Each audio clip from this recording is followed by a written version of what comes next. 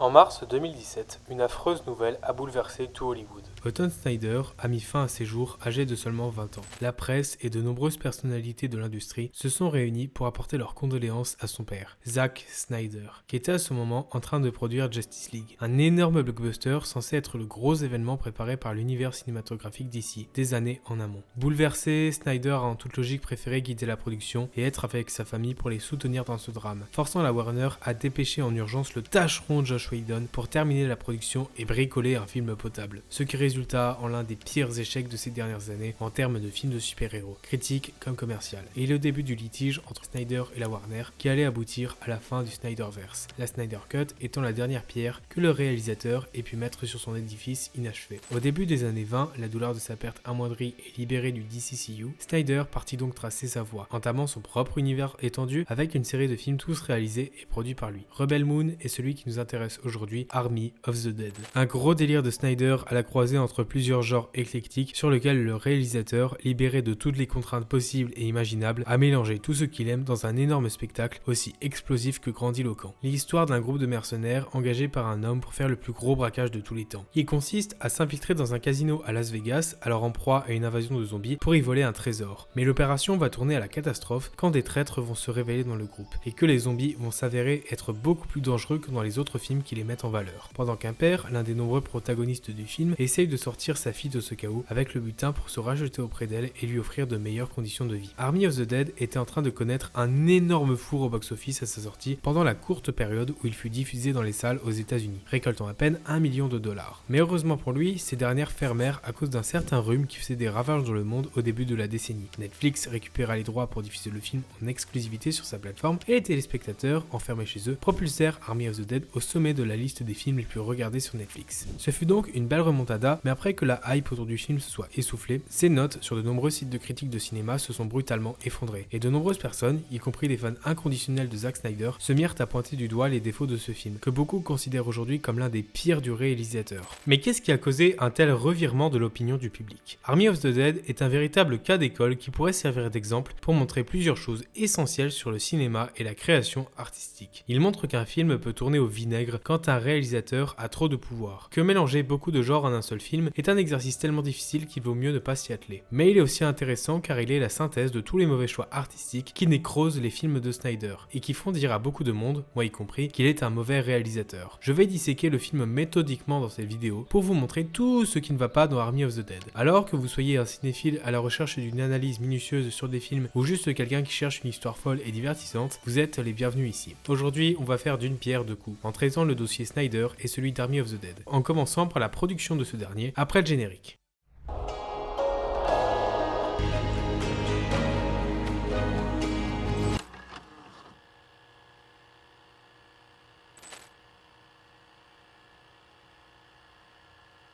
Revenons en arrière et reprenons l'histoire d'Army of the Dead là où elle a commencé, en mars 2007, quand la Warner a annoncé qu'elle allait produire ce film et que Zack Snyder allait le réaliser. Ce dernier imaginait un film dans la même veine que ses précédents projets, mais qui serait aussi une suite spirituelle à l'Armée des Morts, son premier long métrage, et un hommage à la Nuit des Morts Vivants de George Romero, le père des films de zombies. Snyder a également rassuré tout le monde en affirmant que ce serait un film très personnel et singulier. La production commença alors doucement, Snyder notant ses idées pour le film pendant que lui et sa femme, sous les chines de The Stone Quarry, leur propre boîte de production, entamèrent les préparatifs. Malheureusement, le projet se retrouvera coincé par d'incroyables difficultés, notamment la crise financière de 2008 qui a annulé le tournage à 3 semaines de son début. Les années passèrent et la production n'avait toujours pas vraiment commencé, et il fut donc officiellement annulé. La Warner perdant trop d'argent sur un projet qui ne donnait rien, et Snyder ne souhaitant pas de son côté faire le film avec les directives trop strictes de la Warner. Le réalisateur mit alors le projet dans ses cartons pour se concentrer sur le DCCU à partir de 2013, tout en continuant de nourrir ses notes pour le film d'idées diverses glanées au fil des années. Ce n'est qu'après Justice League et la perte de sa fille que le projet Army of the Dead ressurgit d'entre les morts, cette fois-ci produit par Netflix, qui a offert à Snyder une liberté presque totale. Et ce dernier s'est beaucoup investi dans le projet, puisqu'il l'a réalisé, co-scénarisé, produit, et qu'il a aussi été directeur de la photographie. Autrement dit, c'est lui qui contrôlait toute l'image et l'esthétique du film. Et on sent, en regardant Army of the Dead, qu'il s'en est donné à cœur joie et qu'il s'est permis de nombreuses folies. Ce fut notamment son tout premier film tourné en numérique, étant un réalisateur qui nous avait habitués jusque maintenant à des films sur pellicule. Mais la plus importante de ces folies étant selon moi les caméras caméras utilisées pour le film, qui ont été faites spécialement pour Snyder afin qu'il puisse utiliser des objectifs Canon 50 mm qu'il avait achetés sur eBay. Elles sont importantes car ce sont elles qui ont donné cette image si spéciale au film, qui a de nombreux plans avec une faible profondeur de champ et des couleurs assez chaudes et vibrantes. La production se déroula cette fois sans encombre. Le plus gros problème que l'équipe rencontra fut Chris D'Elia, qui était censé apparaître dans le film mais fut coupé au montage pour être remplacé à cause d'accusations d'agression sexuelle le concernant. Et comme je vous l'ai dit dans l'introduction, c'est sur Netflix que Army of the Dead rencontra le succès qu'il ne trouva pas dans les salles obscures. Comme son succès s'est fait sur Netflix, nous n'avons pas les chiffres exacts qu'il a générés. Ce qui fait qu'avec son échec en salle et son exécution par la critique, Army of the Dead remplit à peine les critères nécessaires pour passer dans cette émission. Mais c'est là qu'on en vient à la raison pour laquelle je tenais absolument à faire une vidéo dessus, à savoir la quantité astronomique de défauts qu'il a et les nombreuses leçons que l'on peut en tirer.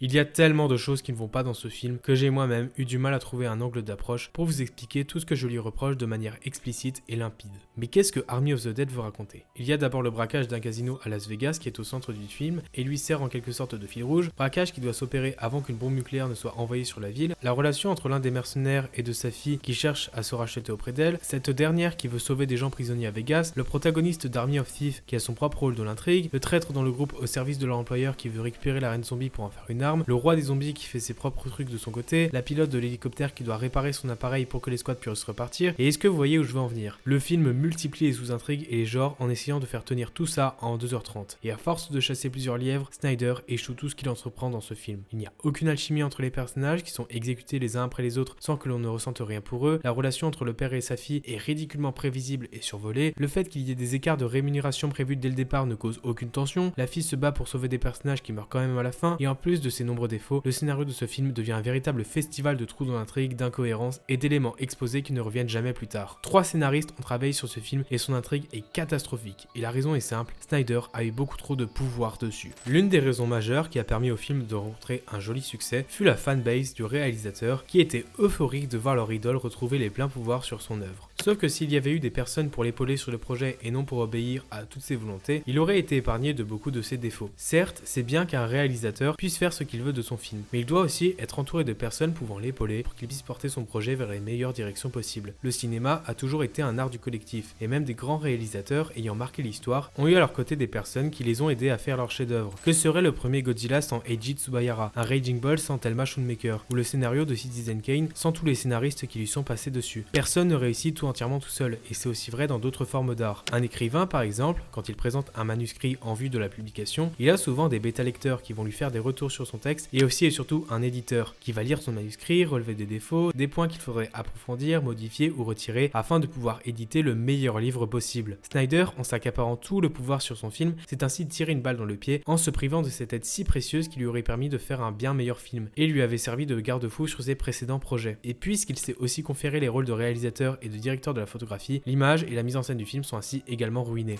Snyder fait n'importe quoi avec les longues focales, préférant toujours avoir peu de profondeur de champ, même quand il doit montrer les émotions de ses personnages ou des environnements. C'est tout particulièrement dérangeant quand le groupe doit prendre des décisions difficiles et qu'on ne peut pas voir les expressions de chacun et deviner ainsi leurs pensées. Pensez à Akira Kurosawa par exemple. Dans ses films, quand il y a de la foule, elle est toujours visible et elle est un outil très efficace pour renforcer les émotions d'une scène et nous faire comprendre qu'il se passe un gros truc. Et j'en viens du coup au ralenti et au mouvement de caméra bien racoleur de Zack Snyder pour lesquels il est tristement célèbre, qui gâche l'action de ce film et rendent certaines scènes atroces. Mention spéciale pour le générique d'intro qui est une vraie torture pour cette raison, tant il est lent et étiré à l'extrême. Zack Snyder, comme beaucoup trop d'autres, est un réalisateur qui a bouffé toute l'histoire du cinéma, de Leni Riefenstahl à Stanley Kubrick en passant par Sam Peckinpah. Et au lieu de développer son propre style comme tous ces beaux oiseaux, il a fait le triste choix de rester empêtré dans son esthétique grossière, truffé jusqu'à la saturation de références, faisant mumuse avec son bagage cinéphile comme un enfant avec des jouets, quitte à accidentellement faire l'apologie d'idéologie fasciste dans ses films. Je suis sûr que c'est pour des réalisateurs comme lui que Orson Welles a dit dans une interview The most detestable habit in all modern cinema is the homage. I don't want to see another goddamn homage in anybody's movie. There are enough of them which are unconscious.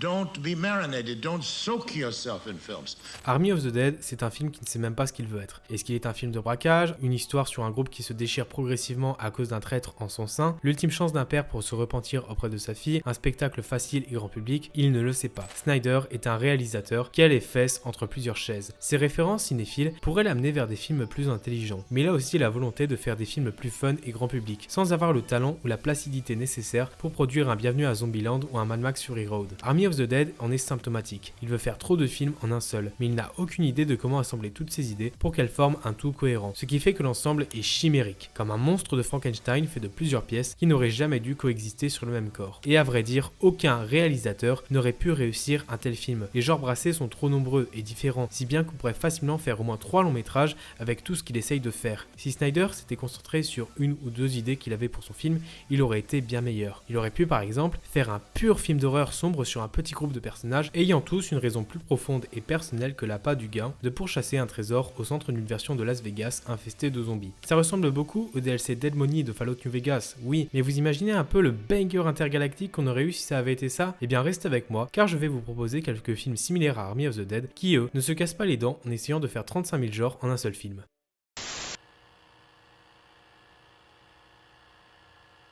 Alors comme Army of the Dead veut surtout être petit 1, un film de braquage, petit 2, un film où deux personnages essayent d'échapper à une ville ravagée par des monstres, et petit 3, un film bien trash avec des zombies, je vous propose 3 films qui se concentrent chacun sur un de ces aspects et le font correctement. Et pour le film de braquage, quoi de mieux que le classique Le Cercle Rouge de Jean-Pierre Melville. C'est l'histoire d'un criminel qui échappe à son arrestation en sautant d'un train. Il se cache dans le coffre d'une voiture et il devient ami avec son propriétaire, qui s'avère être également un criminel. Ils vont recruter un tireur d'élite, les 3 vont alors préparer le braquage d'une bijouterie, l'ultime casse de leur carrière. Ce film est réputé pour sa mise en scène ciselée et haletante qui vous gardera crispé au fond de votre siège jusqu'à la fin. L'univers est maîtrisé de bout en bout et porté par des acteurs au top de leur forme comme Alain Delon ou Yves Montand, qui jouent des personnages tous très simples mais bien écrits, touchants et plaisants à suivre. Ensuite, pour le petit 2, je vous recommande un film savoureux et fascinant d'ingéniosité, qui a permis à son réalisateur de se hisser au sommet d'Hollywood pour travailler sur, entre autres, des films Godzilla et Star Wars, Monster de Gareth Edwards. Tout commence quand une sonde de la NASA s'écrase sur Terre, portant sur elle des germes donnant naissance à de dangereuses formes de vie extraterrestres qui se mettent à ravager une partie du Mexique et des États-Unis. Dans ce chaos, un couple essaye de rejoindre une zone sécurisée, devant traverser des endroits ravagés par ces créatures, remplacer les zombies par des aliens, Vegas par le Mexique, et un père et une fille par un couple, et vous avez un film assez similaire à Army of the Dead sur le papier. Sauf que Monster est brillant, car il arrive à faire croire qu'il a coûté 10 fois plus cher que son budget, et que pour un premier long métrage, il est incroyablement bien fait et efficace. Outre ses aspects techniques, c'est surtout un film sur un couple touchant qui s'unissent face à leurs épreuves et refusent de se disputer, car ils savent que leur survie est en jeu. Ce qui donne des scènes à la fois simples et puissantes et rendent ces deux personnages assez normaux vraiment marquants. Comme quoi, même dans l'horreur, le beau et l'amour peuvent émerger. Enfin, pour le petit 3, celui que vous attendiez sans doute le plus, j'ai envie de vous reparler d'un film que j'avais déjà présenté dans un short il y a un moment. Un long métrage d'horreur bien trash, fait à la va-vite pour surfer sur le rhume 19 qui était d'actualité à l'époque, mais qui est pourtant 1000 fois plus efficace, jouissif et intelligent que Army of the Dead, The Sadness. C'est sur un couple qui se prépare pour vivre chacun un jour de leur vie. Dans une version de Taïwan, on parle de plus en plus d'un certain dangereux virus. Alors qu'ils entament chacun leur journée, une pandémie zombie créée par le virus éclate dans la ville. Et le couple va alors chercher à survivre et à se rejoindre dans une zone sûre. Sauf que ce que je n'ai pas précisé et qui différencie The Sadness des autres films du genre, c'est que les zombies ici ne sont pas des morts vivants assoiffés de chair humaine, mais des malades dont le virus exalte toutes les pulsions violentes, enfouies et malsaines, et que leur but est d'humilier et de torturer leurs victimes plutôt que de les dévorer. Si vous aimez les films à la Terrifier, ceux que vous regardez par curiosité morbide, cramponné à votre siège en vous demandant « Il va vraiment oser faire ça ?» vous allez adorer. Le gore dans ce film est jouissif et généreux. Rien que pour ça, il est génial à voir. Et malgré sa bêtise crasse apparente, The Sadness a quelques trucs intéressants à dire sur le rhume 19 et la façon dont les gens ont réagi à l'isolement. Je pense surtout à la façon dont la vie des experts est ignorée dans le film et comment les cas de violence, notamment conjugales, ont explosé pendant cette période. Comme d'habitude, des liens pour voir ces films de façon gratuite et légale vous attendent dans la description. Et nous avons maintenant ce dont nous avions besoin pour boucler le dossier Snyder sur une note plus positive.